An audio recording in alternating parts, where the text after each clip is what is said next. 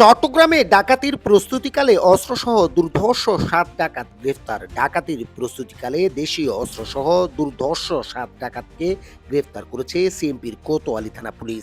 তারা সবাই Kotwali new market ও Chittagong rail স্টেশনের কুখ্যাত ডাকাত হিসেবে পরিচিত বলে জানায় পুলিশ। তাদের প্রত্যেকের বিরুদ্ধে একাধিক মামলা আছে।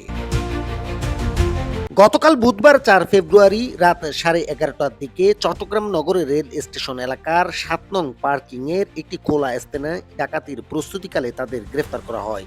এ সময় তাদের কাছ থেকে ৩টি বিভিন্ন সাইজের ছুরি উদ্ধার করা হয়।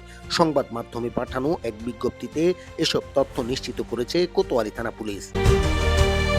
গ্রেফতার আসামিরা হলো আইয়ুব আলী, মোহাম্মদ বাবুল, মোহাম্মদ নীরব, মোহাম্মদ রনি, মোহাম্মদ বেলাল হোসেন, মোহাম্মদ রিপন ও মোহাম্মদ তারেক। কোতোয়ালি থানার ওসি আফতাব আহমেদ জানান, অপরাধ নির্মূলের অংশ হিসেবে গোপন সংবাদের মাধ্যমে তথ্য পেয়ে বিশেষ অভিযান পরিচালনা করে অস্ত্রসহ ডাকাতির প্রস্তুতিকালে তাদের হাতে নাতে গ্রেফতার করা হয়। অপরাধীদের গ্রেফতারে কোতোয়ালি থানা পুলিশ সর্বদা প্রস্তুত আছে।